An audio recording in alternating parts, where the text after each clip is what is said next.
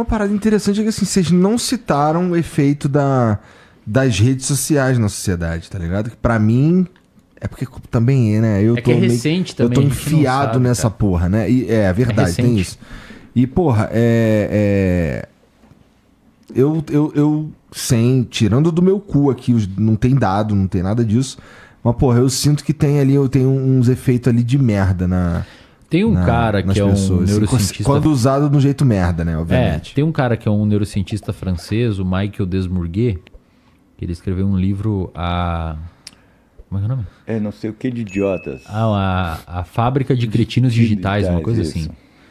Que ele debate isso. Pô, como que as redes sociais estão atuando hoje e tal? Porque assim, é novo, né, cara? Talvez quando a população que iniciou com Facebook e Instagram, e principalmente que pegou aplicativo já em ampla escala... No caso dele é Orkut. Eu comecei no Orkut. Mandaram pra mim um convite do Orkut. Mas tipo, pensa assim, talvez... Você tem quantos anos, cara? Eu tenho 28. Ah, tu não viu Orkut? Não, claro que eu tinha Orkut, cara. Mas tu era mulher, não podia ter, não era pra ter. Orkut é 18 mais, pô. Deu mole aí. É verdade. Tá se explanando. Talvez quando a gente tiver essa geração atual com 40 anos, 30 anos, a gente consiga tentar ver se acontecer alguma coisa, né? Acredito que vai ser a mesma coisa, cara. Um número específico de pessoas mais vulneráveis e sem nenhum tipo de auxílio dos pais e tal, controle de uma certa forma disso, pode ser que gere um problema. Né? De recurso compensatório. Isso. Às vezes a pessoa faz esporte e foda-se o Instagram, tá ligado? Entra ali de vez em quando, mas o rolê é ganhar o campeonatinho da escola, ir melhor no jogo. Então ela tem outras paradas que reforçam o comportamento dela. Mas esse Michael Desmourguet, nesse livro, ele aponta alguns dados mostrando que essa geração atual é a primeira, até então, com índices de inteligência, como por exemplo o QI, menor que a anterior. Até então estava sempre assim, ó. Agora foi a primeira que caiu. Mas aí eu vou... Pau no seu cu, geração Z. Eu vou fazer uma consideração interessante nisso, né? Porque eu sou avaliador cognitivo, eu trabalho com avaliação neuropsicológica, né, cara? Então, tem uma coisa que é interessante. A primeira coisa é que a gente avalia a inteligência a partir de uma série da consciência. Que porra de Você consciência? Tem que falar isso aí, cara. A galera não vai entender o que aconteceu. Depois eu não vou contar essa história. Não conta a história, mas pelo menos fala o que a história não é legal contar. Não conta a história aí. Não vou contar a história, não. Acho que pode pegar mal. Que porra de consciência tomando porra de consciência, velho. Os caras lá no Sem Groselha botaram mente no bagulho. Fábio, eu não vou usar essa camiseta aqui. Mente é um termo mó ruim. A minha mente, tá ligado? Eu falo, porra, esse termo merda. Mas desculpa, eu te atrapalhei, cara. Mete o dedo da consciência e rasga até a orelha. Certo. Mas então, eu ia te falar porque o que acontece? A gente avalia a inteligência a partir de testes que são feitos com várias tarefas cognitivas que enfatizam determinadas habilidades cognitivas, atenção, memória, visopraxia, visoconstrução, velocidade de processamento de informação. A gente avalia isso a partir de um procedimento matemático, estatístico, que a gente chama de análise fatorial, que são múltiplas correlações no qual você tira um fator que é representativo do desempenho do indivíduo em todos aqueles testes, certo? Tá. E você compara isso na população como toda, a média da população e os desvios padrões que tem, né? Então você vai ter pessoas que vão desempenhar muito bem e tem pessoas que vão desempenhar muito mal. Então é sempre muito relativo. O que acontece? A gente tem um efeito Flynn, que é o seguinte: quando você vai fazendo essas médias, quando você vai atualizando esses dados na população, pegando a amostra da população, o que a gente notou é que as gerações vinham sempre melhorando seus scores nesses testes, certo? Mas aí tem algumas coisas que a gente tem que pensar. Por exemplo, muito do nosso processo educacional também leva em conta isso. E, de certa forma, ajuda a desenvolver essas habilidades. Então, a geração anterior talvez não tinha tanto acesso e tanto recurso. Então, elas acabavam, obviamente, desempenhando melhor isso, né? A gente começou a ter mais acesso a pedagogas, mais acesso a psicólogos que foram criando rotinas, estratégias para tentar desenvolver essas habilidades não tão bem desenvolvidas, brinquedos, aplicativos, enfim, certo? Essas habilidades, elas são verbais e não verbais. Então tem habilidades que são verbais e outras que não são verbais. E o que eu observo na minha clínica aí, nos últimos anos, é que aconteceu uma coisa engraçada assim nas avaliações. A gente usa muito uma ferramenta que chama VIS, que é as escalas Wechsler, que é uma ferramenta de avaliação de inteligência. Para fazer você faz essas avaliações, tem uma faixa etária específica? Para cada faixa etária você tem um conjunto de ferramentas que está balizado para aquela faixa etária, nível educacional. É muito usado para TDAH, ou algum juiz pede alguma coisa para ver a atenção de alguém, manda para o neuropsicólogo. Daí, cara, o que acontece é que você tem uma escala verbal e uma escala de execução, que são testes não verbais. O que eu observei na minha clínica, eu não tenho nenhum dado específico sobre isso, eu estou só chutando. Tá. O acesso a telas melhorou muito o score das habilidades, de algumas habilidades verbais, por exemplo, vocabulários, informação, que são algumas dos testes que a gente avalia ali. Mas quando você olha os testes de execução, os não verbais, em geral, eles estão um pouco mais baixos. Tipo o que assim, Fábio? Tipo cubos, que é um teste onde você tem que mudar formas geométricas a partir de cubos, ou testes que... Redesenhar figuras lá e tal. Redesenhar figura. No caso, visto que não tem um teste de desenho específico, assim, mas tem outros testes que são efetivamente... o que avaliam efetivamente habilidades não verbais, como códigos, enfim. E aí o que acontece? O que eu observo? Na maioria das crianças que eu avalio, as habilidades verbais elas estão um pouquinho melhor do que as habilidades de execução. O que isso me traz? Me traz a ideia de uma criança que está em menos contato com o mundo físico. Tá. E mais ouvindo e vendo. Em que medida isso é negativo? Deve ter dado sobre isso, cara. Provavelmente deve ter dado. Eu não achei, mas eu acho que se a gente pegar, por exemplo, essas avaliações... tabular e tal. Se a gente pegar essas atualizações de tabelas que tem para os testes, a gente talvez consiga enxergar isso. Eu não sei se isso acontece. Isso é uma coisa que começou a me chamar a atenção uns 10 anos atrás na clínica, que eu via, principalmente com crianças, elas com scores muito bons nas áreas verbais e não tão bons nas áreas de execução. Pode ser que seja minha rede de saliência enviesando os resultados também. Mas, de todo caso, o que eu pensei nisso? A criança está muito passiva ali, recebendo um monte de informação. Ela, óbvio, vai aumentar o repertório de informação que ela tem, certo? Mas quando essas habilidades envolvem algum cálculo de tempo, de orientação, resolver um padrão motor, elas podem ter mais dificuldade. Daí você vai me perguntar, mas isso é bom ou ruim? Não sabemos, porque a gente não sabe como é que a sociedade vai evoluir. É verdade. Certo? A gente não sabe o quanto que a sociedade vai evoluir.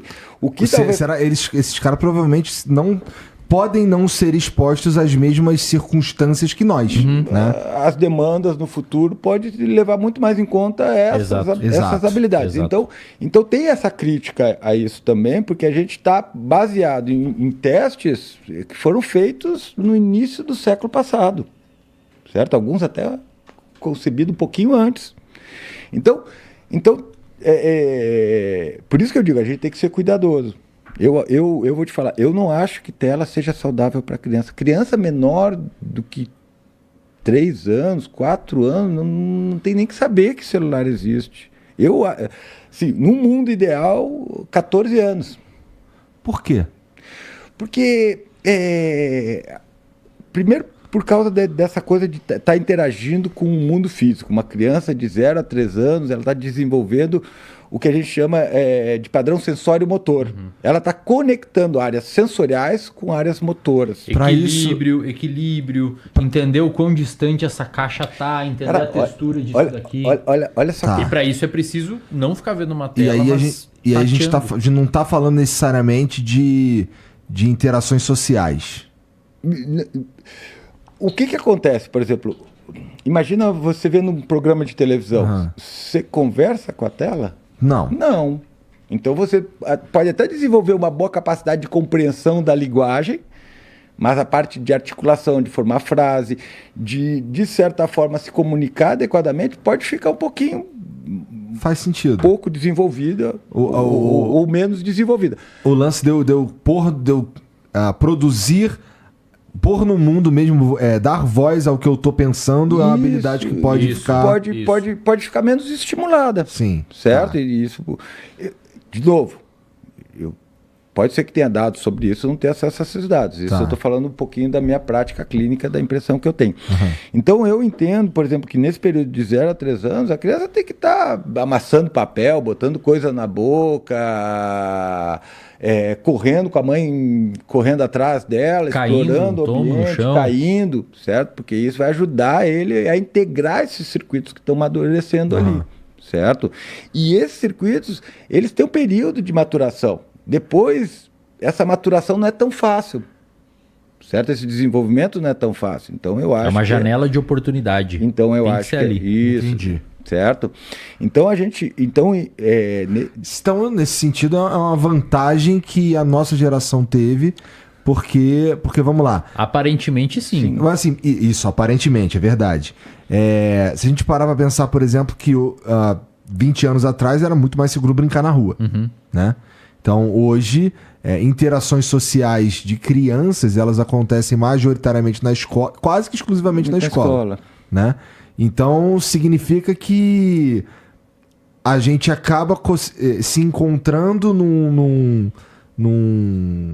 numa circunstância que, de fato, as crianças terão mais essas habilidades verbais aí, ou de compreensão e não de execução, mais exacerbadas, né?